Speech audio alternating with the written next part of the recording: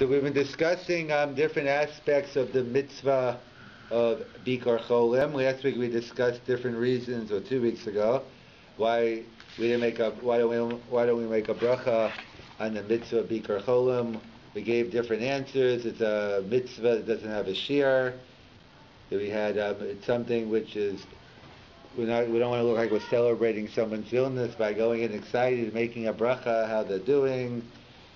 And the Rambam in general, the Rambam sheet is you don't make a bracha on any mitzvah be'adam l'chavero because it's going to get in the way with the bracha. And the Tshuvas Harashba, maybe it's like the ani might not take it, so maybe it won't be a good time. They won't let you in to visit. Many issues we discussed. So to continue on that, so we left off in terms of precedent. So let's say, so we know, as we spoke about, Bikur Cholim is a mitzvah rabbah. It's one of the great mitzvahs, and most can talk about how it's a super mitzvah. We learn out from Hashem visiting Avram, etc. So it's one of the most important mitzvahs in B'nai L'Chaveiro, and however, we know we have many mitzvahs as well, B'nai L'Chaveiro and other mitzvahs. So it's easy to choose good from evil. I mean, it's easy to choose. It's easy to know in theory. It doesn't mean you're actually going to do the right thing, but knowing the right thing, choosing from good from bad, usually people know what the right thing is. It's another thing actually doing it, but at least knowing it. When you're choosing good from good, that's a lot harder decision. So obviously to do the mitzvah of Bikur Cholim or to sit around and do nothing for 2 hours, I mean, you should be doing Bikur Cholim. But let's say you have another mitzvah in front of you, a couple of mitzvahs in front of you, and the one the Rambam gives is, let's say you have Bikur Cholim versus Nichum Avelim. You have the mitzvah of visiting the sick versus the mitzvah of comforting the mourner. So then what do you do? So the Rambam writes that you can't find an explicit Gemara, even though it seems that there is one. But the Rambam says, I can't find any explicit Gemara on the topic, so I'll just give you what I think. That's when he says, Yirayali, it appears to me, which is pretty powerful. Someone who has shas and everything on his fingerprint, so Yirayali is pretty strong. He says, it appears to me, I don't have an explicit source, but it appears to me that Nichum Avelim Kodim with Bikur Cholim. It appears to me that the mitzvah of Nichum Avelim takes precedence over Bikur Cholim. Why should that be? Why would Nichum Avelim take precedence over Bikur Cholim? So the Rambam writes, because Bikur Cholim is a tremendous mitzvah. It's a chesed imachai. You basically go to visit the sick, and part of the mitzvah praying for the person, as the Gemara in the Durham tells us, according to some, the Ramban writes in Torah to Adam, based on the Gemara, that someone can do all the visiting. You don't pray for the person. Either some say you're lacking in the mitzvah completely, or you're just lacking in a portion. But one of the mitzvahs of prayer and emotional and physical support. Today we have doctors and nurses, so your job, our role might be a little different, but it's basically a chesed and machai, which we want to make sure take care of the needs of the chola. However, the Rambam writes, Nichum Avelim is also a chesed and machai. It's also an act of loving kindness to the living. However, the Rambam adds, it's also a chesed imames. It's a double kindness. It's a kindness for the living, and it's a kindness for the dead. Where do we see that Nichum Avelim has anything to do with kavod hameis? So we know Nichum Avelim, you go to the people who are alive, and you pay a shiva call. Where does the Rambam get this concept that Nichum Avelim is also a chesed imames? So there's a Gemara in Shabbos, Daf Kuf Nun Beis, where the Gemara says, Misha Meis, someone who dies, the Ein Lo Menachem, he has no family, he has no one mourning over him, so what should you do? So he says you should gather 10, get 10 men, have a minyan daven there, and do like a Nichum Avelim in the person's house. And the Meiri writes, what's that all about? Zehi Kvodel Shomeis. That's in honor of the person who passed away. So the Rambam, whether that's the source or not, the Rambam clearly states that Nichum Avelim is a chesed imachai, a chesed imames, and therefore that takes precedence over a mitzvah which is only a chesed imachai. Pashas in the Gemara in Ksubit, if you just had a Chesed and a Machai and a Chesed and a Meis, then the Chesed and Machai would take precedence. If you only had, assuming we'll get into that shortly, but if you had a mitzvah that only had involved either a choice, Chesed and Machai, Chesed and Meis, then the Gemara seems to say Chesed and Machai wins. But here we're talking about a double kindness, so there's both aspects, and the Rambam writes, it appears to me that Nicham Avelim wins. So that's the Rambam. Comes along the Or Sameach and other Achronim and asks on the Rambam, what do you mean? You don't need an opinion. I'll tell you an explicit Gemara, and perhaps maybe the opposite of what you're telling me. There's a Gemara in Sukkah. I think it's down Mem Aleph. The Gemara over there talks about the mitzvah of Daled Minim, the mitzvah of Lulav and Esrog, and we all know the mitzvah is basically you do a Maisa in the Tilo, Kachta Mochem, and you shake the four species. And in fact, there's a discussion in terms of, as the Gemara says, Mida'ag be'inafikle, the moment you pick it up, you fulfill your mitzvah.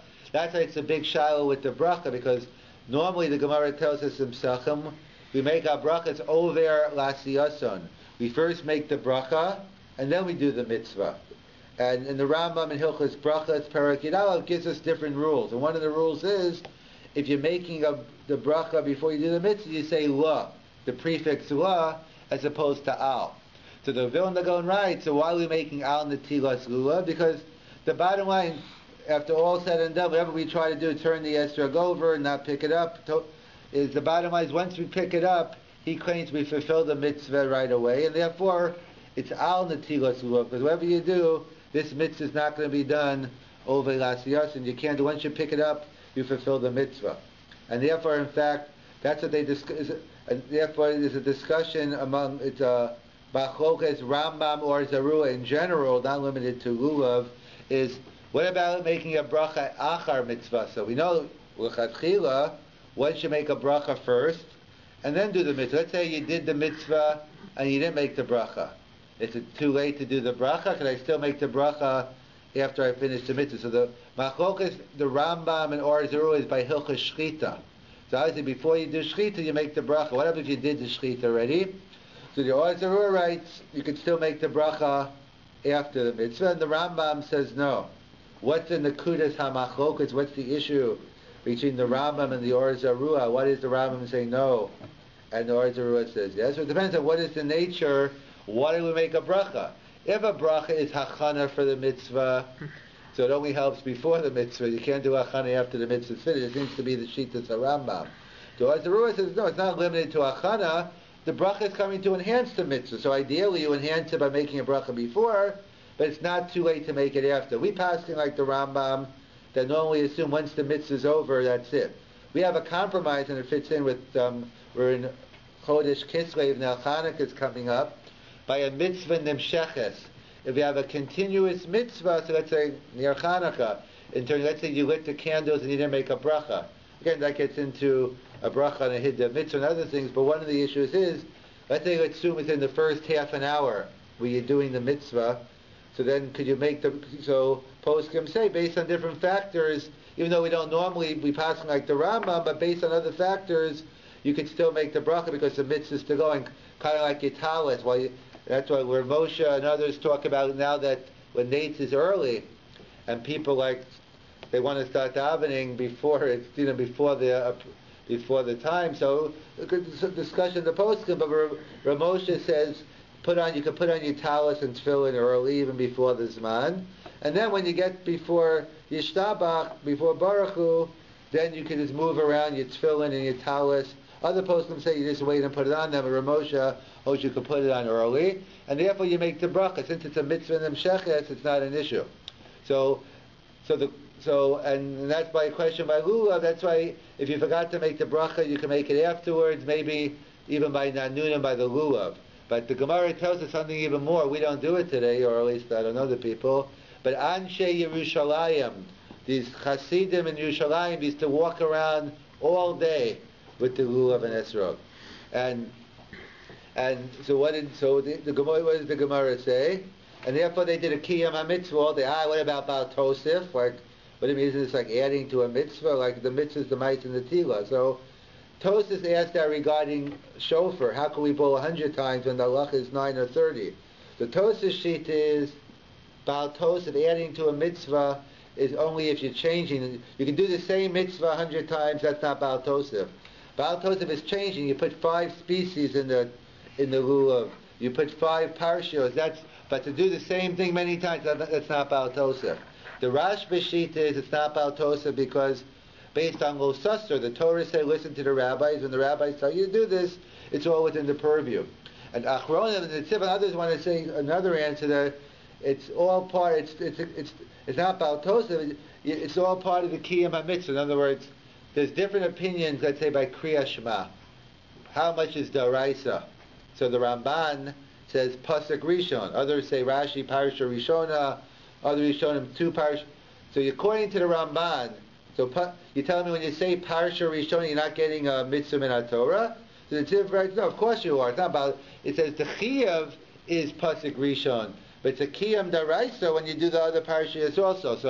So to here, it's not an issue about Tosef. When you shake the lulav all day, it's an extra Kiyam. But either way, this is Anshe Yushalayim.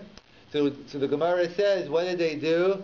They used to do Bikur Cholim, Nicham Avelim with lulav b'yado. In other words, it says they did Bikur Cholim first, and then they did Nicham Avelim holding their lulav and esrog. So the Achronim asked, that's against the Rambam. The Rambam said the order is first Nicham Avelim, and then Bikur Cholim. We have an explicit Gemara. Not only does the Rambam say we didn't have a Gemara, maybe he didn't want to find that Gemara because it's against what he's saying. What do you mean we don't have a Gemara? Perhaps maybe the Rush quotes the Gersa and Lulav HaGazel, that there is a different Gersa of the Gemara in Sukkah which says they did Nicham Avelim first, then Bikur Cholim. So perhaps everything would fit in well if the Rambam had that Gersa. There wouldn't be much to say in the Shir, but it would fit in well. But fortunately for us, the Rambam in Hilchos Lulav quotes the Gemara the way we have it. Bikur Cholim first, and then Nicham Avelim. So it seems to be an apparent contradiction in the Rambam going against the Gemara. I guess if you're a brisker, it's a difficult Gemara. But the problem is the Rambam is against the Gemara, or it's a steer in the Rambam. However you want to have it, we have to reconcile the Rambam with the Gemara. So the Mefarshim point out, the Gemara tells us, that there is no Avelis on Yontif. The Gemara tells us in Moed Katan, Daf Yudalet Amud Beis, the mitzvah derabim of Simchas Yontif overrides the mitzvah diyachid, the private mitzvah of mourning. That's the Gemara. It's a machlokas there, Rambam and Tosfos. Everyone agrees to the conclusion, but they argue on the reality in terms of what is the nature. The Rambam's opinion is Simchas Yontif, even today, without a Beis HaMikdash, is still min Torah, and the Rambam's opinion is Avelos Yom Rishon is Daraisa. So therefore, the public biblical mitzvah of Simchas Yontif overrides the public rabbinical mitzvah, the private biblical mitzvah of Avelos. And the Bali Tosfos argue on both accounts. They hold Bisman Hazeh, we don't have a Beis HaMikdash, no Karban Shlamim. Simcha is only D'Rabbanan today, and the Minig Ashkenaz, the Ramah, Bali Tosfos, we hold all of Avelos as D'Rabbanan. We pass and even Avelos Yom Rishon is D'Rabbanan. So the way the Tosfos learns the Gemara, the public rabbinic mitzvah of Avelos, of Simchas Yontif beats out the private rabbinical mitzvah of mourning. So however you want to learn it, you have a Machokas Rambam and Tosfos, whether it's biblical or rabbinical, but the bottom line is the same. There is no Avelos on Yontif because a public mitzvah beats out a private affair. And a mourning, it's a private affair. Yontif, the whole Klal Yisrael is together. So when we say there's no Avelos on Yontif, so what do we mean? There's no Avelos at all? No public mourning? What do we mean? So we know, let's say someone dies over Yontif. So even though Me'ikar Adin HaGemara, one can have a burial on Yontif. The Gemara says on Yontif Rishon Al Yidei Goy, you could do it through a Gentile. Yontif Sheni Afil Al Yidei. So in fact, that is the minority minig, but among different Hasidim, and I think it's the minig in Breuers, in Washington Heights that they do a kfura on Yontif Sheni. I guess it's the Ramosha has a landmark tshuva that we don't do it because it's going to be gorei more chiliyanta, because it's true you're allowed to, but there'll be many people doing things who aren't allowed to, and even those who are allowed to won't know what to do's and don'ts. He says it's a bigger mitzvah wait until Chol Hamoed, which is our practice. I guess it fits in in theory anyway, among the Hasidim, it's more close and maybe have more control of the Hasidim, even though they claim they don't when they do all these other things. But maybe there's more close in there, and therefore they have more control. But the bottom line is, make right in a Gemara, you're right. Yontif Sheni, you could do it al Yidei Yisrael.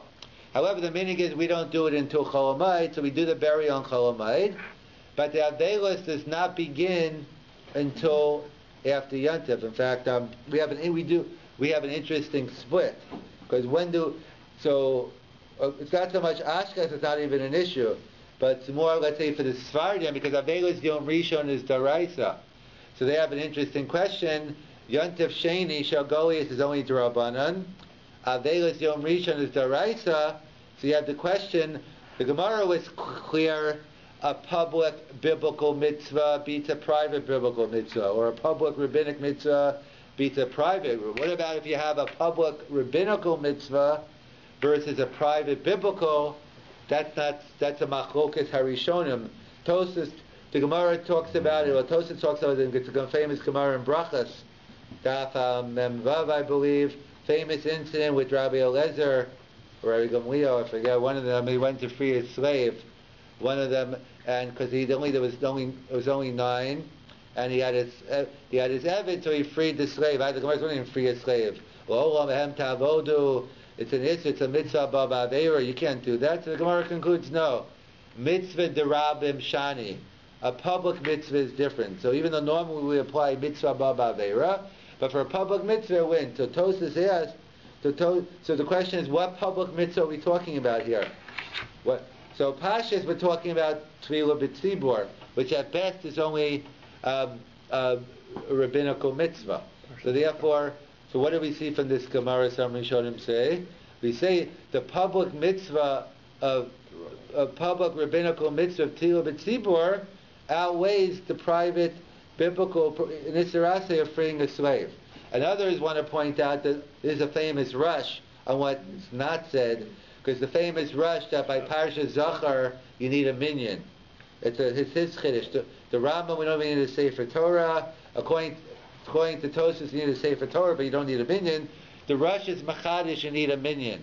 So, where do we even get this from? It's not like he says it on this rush, on this Gemara, and he says, "Don't tell me this Gemara I just quoted you about freeing the slave happened on Shabbos Parsha Zachar." So what do people say? What do you mean? Don't say who? What's the issue? Because so they learn out from this rush that obviously the rush is assuming that you need a minyan for that. That's why you freed the slave. You freed the slave because you needed a minyan to do Parashat Zachar. So it's an inference from the rush. But l'maisa we keep the chumrah anyway. We try to do a Parashat Zachar with a minyan. But either way, that's a machlokas. That is a major shaila in the Rishonim on a avelis. Do you do avelis the last day of Yontif Sheni? So that's a machlokas Rishonim. So what's our minig? So our minig is we make a compromise. Well, Ashkenaz it's not an issue, but we have halacha. The Ramban writes halacha l'divrei hameiko ba'avelis. When it comes to avelis, we're always meiko, more meiko than usual. So they point out. So what do? We count Yontif Sheni as day 1, but we don't start actually doing Nihugi Avelis until after Yontif. So you end up doing, even though you're actually only doing 6 days, but you're doing 7 days, but the first day counts as a day, because halacha divrei hameiko ba'avelis. So they point out, so we don't have Avelis on Yontif. So it's a machlokas Rishonim, the Rambam versus the Rush. So the Rambam's opinion is, see, on Shabbos we know there's no Avelis, but there's no public Avelis, but there is. Everyone agrees there's Avelis B'tzina. Every Shabbos counts as part of the Minyan Shiva, or else we'd be in trouble. We never get a Shiva if Shabbos was going to be Mafkiya Shiva. because it happens every week. So we know the meaning is that we don't do a public Avelis, but there is Avelis. But what about on Yontif? So the Rambam writes, there's nothing. No Avelis at all on Yontif. And the Ramad, other Rishonim disagree and say, there's no public mourning. It's the same as Shabbos. There's no public mourning on Yontif, but there is Avelis B'tzina. But everyone agrees, even they agree, you don't start counting. The Shiva doesn't begin until after Yontif. So in fact, the Rav pointed out, we see this machlok is here between the Rambam and the Rosh. The Rambam versus the Rosh and the Ramban is Rishitas and is consistent with another machlokas. In other words, there's another famous machlokas, the Rambam and the Ramban. When does Avelis begin? So we know when Shiva begins. Shiva begins at the Stima Sagolel. After the Kfura, that's when we start counting. That's when the Minyan Shiva begins. And that's when the Rambam says, that's when Avelis begins. There is no Avelis before the Kfura. You're only in Onein, it's a totally different halacha. It doesn't have anything to do with Avelis. And the Ramban disagrees and says, no. The Surya Avelis begin right away. How could I go to the funeral and I can't leave the house? No, so everything that you need with Sarah Chameis, that's built in that you're allowed to do, to leave the house and do the things you have to. But anything that's not, any Isser Avelis that doesn't interfere with being Osek B'meis, you have to do. So therefore, that's the Machlokas, the Ramban, whether Avelis begins right away or it only begins at the Shiva. So the Rav pointed out these two Machlokas, the Rambam versus the Ramban and the Rosh over here, whether Avelis begins right away or after the Kfura, and whether you could have Avelis B'tzina on Yontif. The question is, could you separate Shiva with the Nihugei Avelis? In other words, could they be separate? We know Shiva, we start counting day one. Does Avelis and Shiva go hand in hand? You can't separate the two. You can't, if it's not day one, you can't have Avelis. They say no. Shiva is one, then I start counting based on different details when Yontif is over, but Nihigui Avelis begin right away. So that seems to be the machlokes here. The Rambam obviously holds they can't be separated. Hence, when you do a burial on Yontif, there's no Avelis at all. You can't have Avelis, and Shiva didn't even start yet. So that's the Rambam Shita, no Avelis at all on Yontif. And then you have the Ramban who disagrees. No, you can have the Hugay Avelis independently of Shiva, and that's why he holds you start the Avelis right away, and even though the Shiva doesn't begin until after the Kfur. So what do you mean no Avelis on Yontif, from a practical standpoint? In terms of, well, what you mean? What's the difference from a practical standpoint? Right. So what's the question? Is what's the difference? What's the difference on Shabbos? Right. I'm saying, like, what do people do when someone's in theory there's Avelis B'tzina? So what is the practice on Shabbos? Do people go? We'll get to Nicham Avelim. There is a mitzvah of Nicham Avelim. We'll get to on Shabbos. On Shabbos and Yontif we'll see. So right, it's a good question. Well, Maisa, what maybe when someone's at home, whether I don't know do they sit on the floor? Don't do it. In both cases, you wouldn't sit on the floor on Yontif. Well, even if you hold both opinions. Well, even if you hold this Avelis B'tzina, you still don't sit on the floor on Yontif. Right, I'm saying. No, and do they do it on Shabbos? No. That's what I'm saying. That's what I'm saying. No, people. From a practical standpoint, what's the difference in the? No, I don't. In practice, I don't. Approach.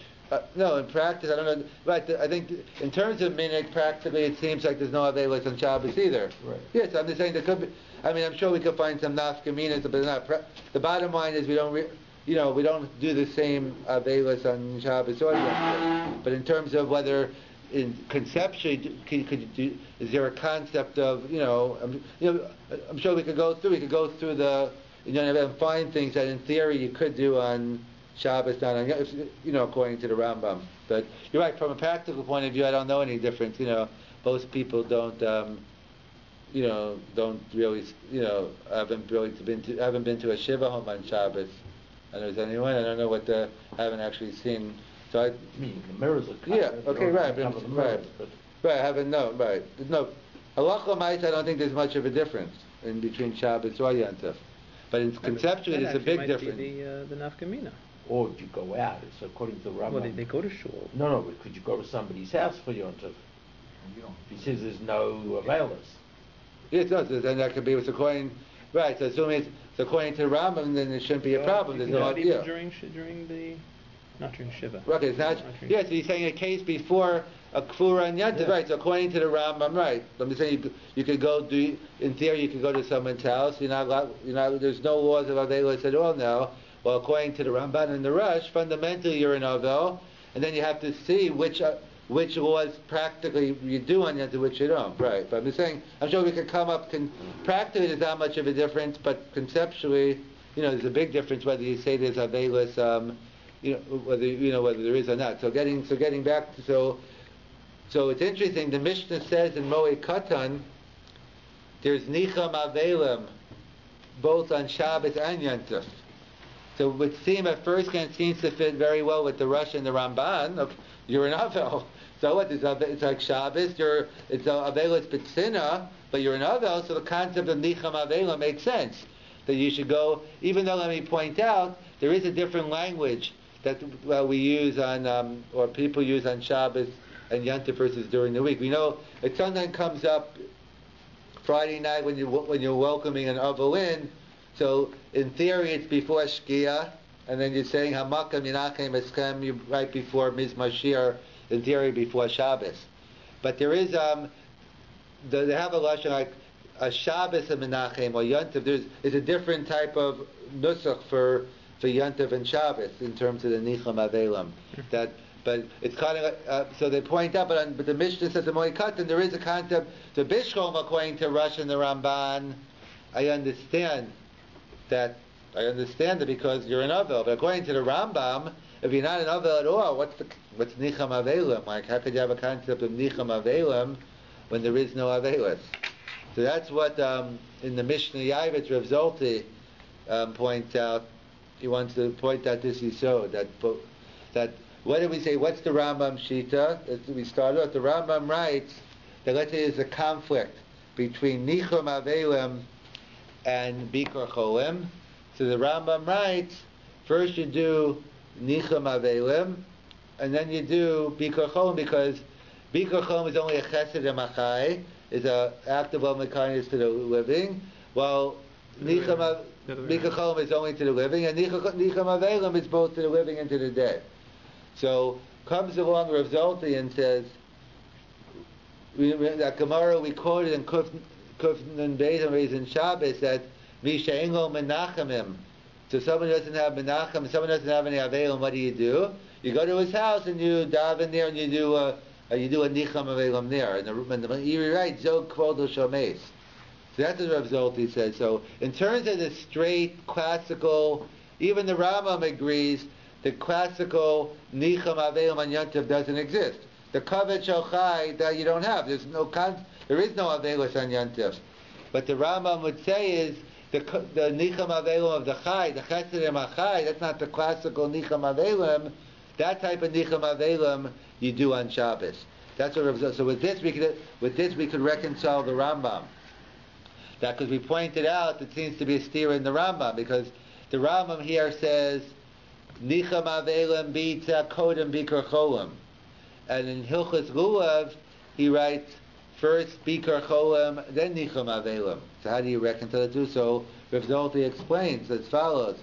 He says, because what's the reason the Rambam says that Nicham Avelim wins? Because it's a double kindness. Chesed Machai, Chesed Mameis. On Yantif, Nicham Avelim is only a Chesed Mameis. According to the Rambam, there is no concept of Nicham Avelim on Yantif. There's no Avelis on Yantif. So then what are you left on Yantif? Now you have a choice. Bikur Cholim, which is a Chesed Machai, versus Nicham Avelim, which is only, in this scenario, is only a Chesed Mameis. That's what the Gemara in Ksuvas tells us. Chesed Machai beats out a Chesed Mameis. So that's what Bikur Cholim on Yantif beats out Nicham Avelim.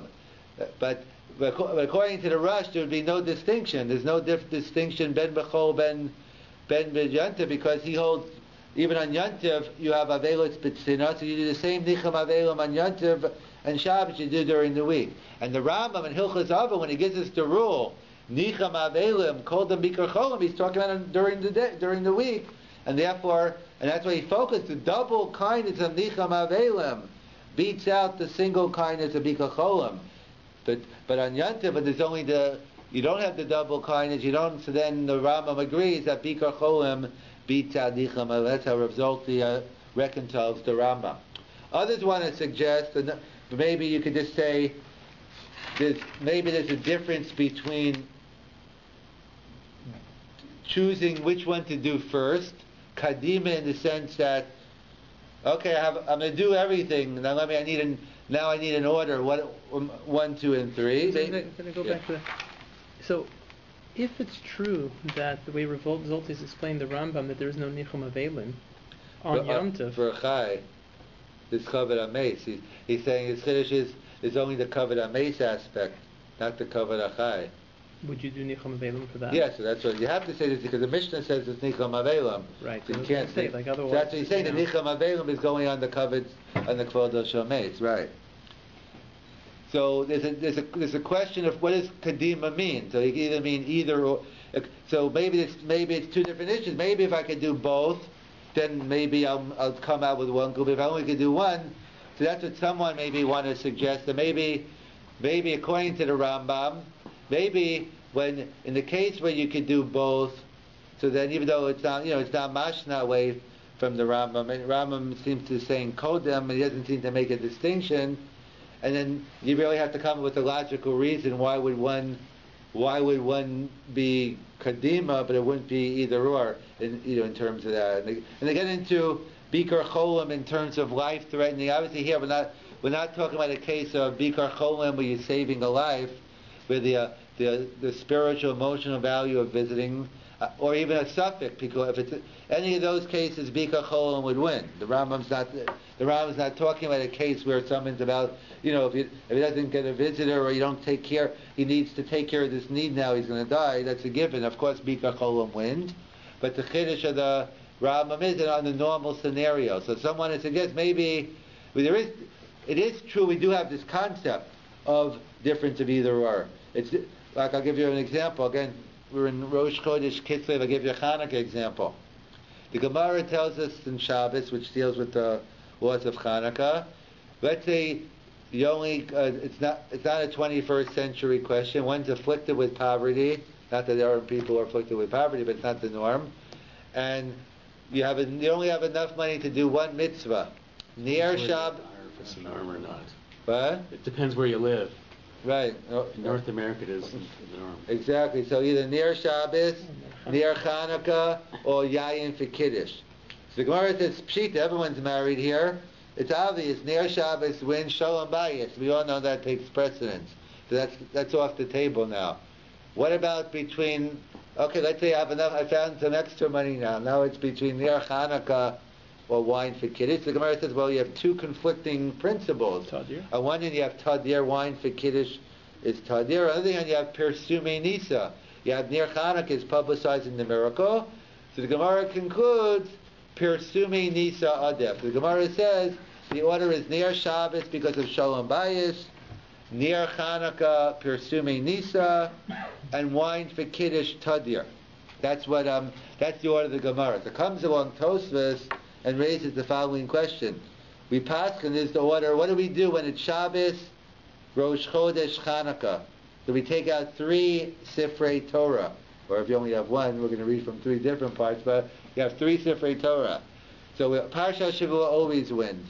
What do we read next? Do we read Rosh Chodesh first or Chanukah? Right, so the Shulchan Aruch, that's the way we do. We do Rosh Chodesh, then we do Chanukah. So Tosafos says, they didn't learn, they must have missed this Gemara.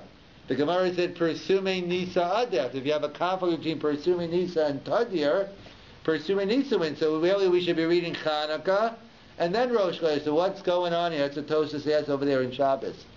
So with the machlokas, we've shown him how you answer up the question. So one school of thought is that making this distinction, that it depends. When do we say Persume Nisa Adef? That's only if it's either or. I only can do one of them. I got to make a decision. So then Persume Nisa plays a role, and that overrides Tadir. But this is a question of sequence. I have a Sefer Torah in front of me. I'm going to read all three. I just want to know order.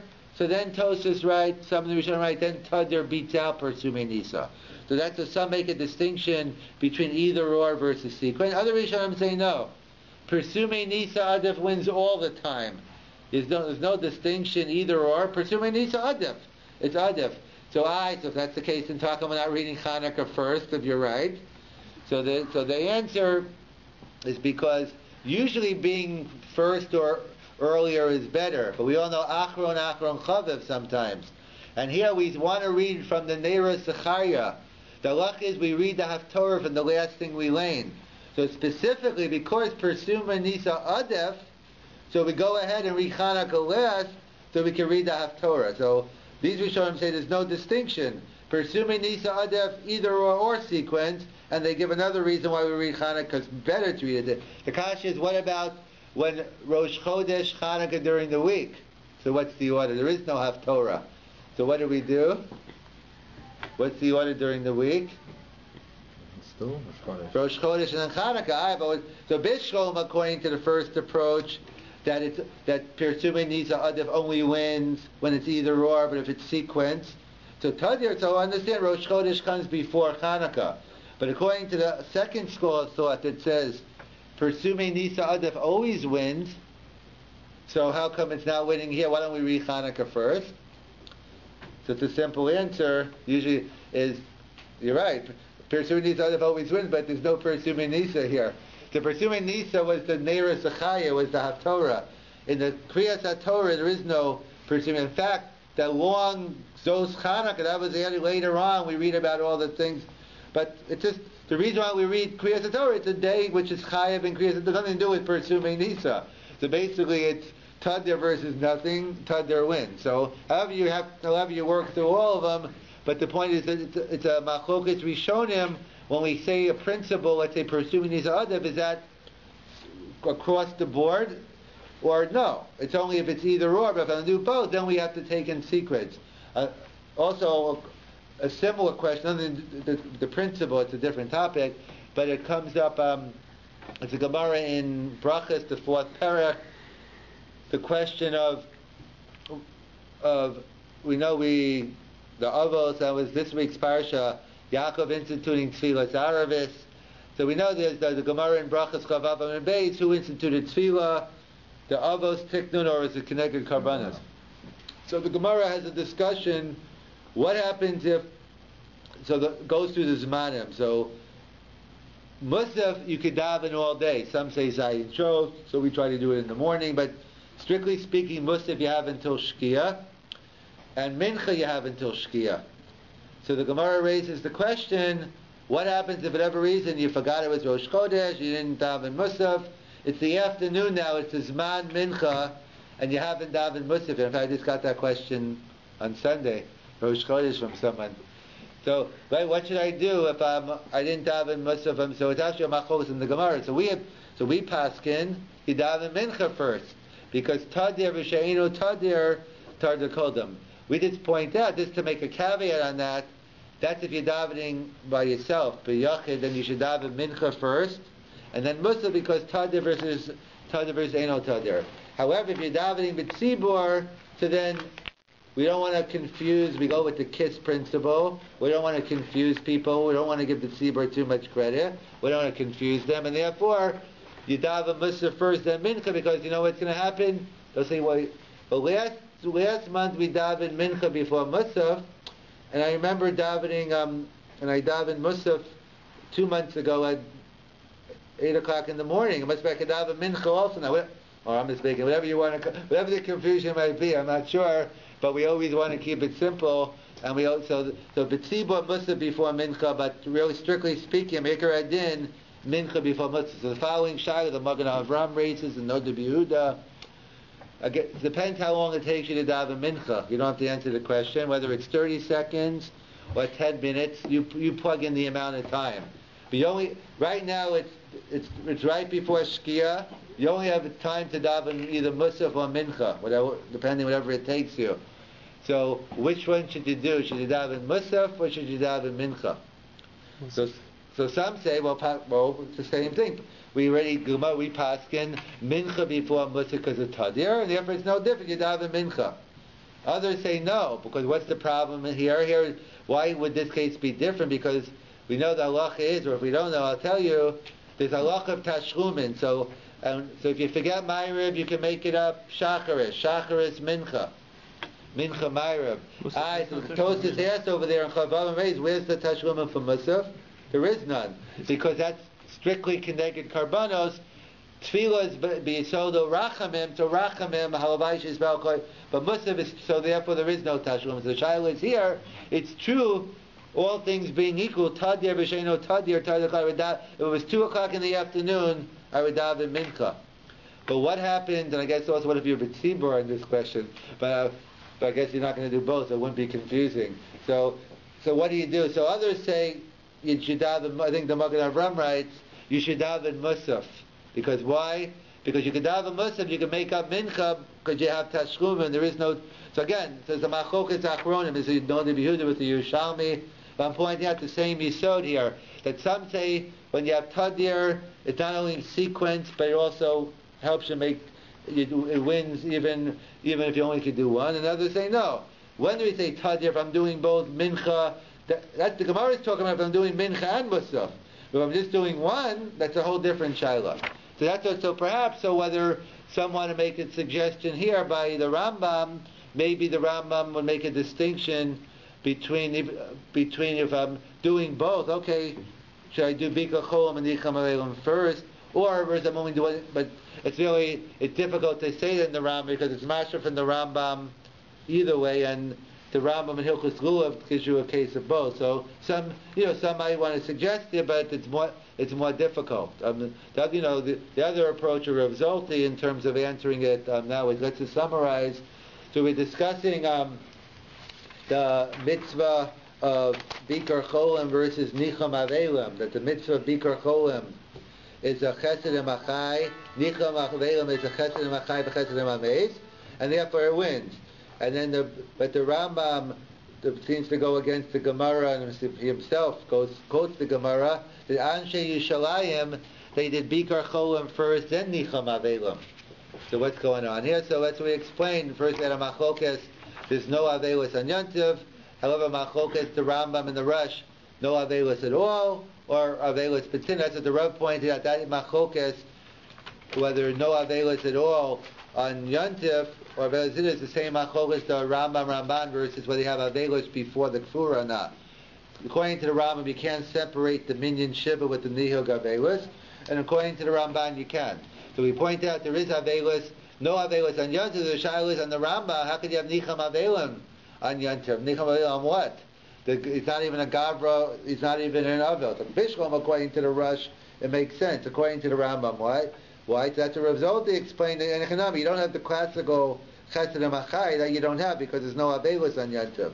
However, the Nicham Avelim is the Kavod Shel Meis, and therefore that's what you have. And that's why, and that's the Pshat in the Rambam. Because the only reason Nicham Avelim is because of the double kindness. But here you only have one, so therefore you don't have it. And the Rambam, when he talks about in Hilchos Lulav, he talks about Anshe Yishalayim, it's clearly Yontiv, it's only a Chesed Machai of Bikur Cholim versus a Chesed Mameis of Nicham Avelim, and then we go with the general rule, the Chesed Machai beats out the Chesed Mameis.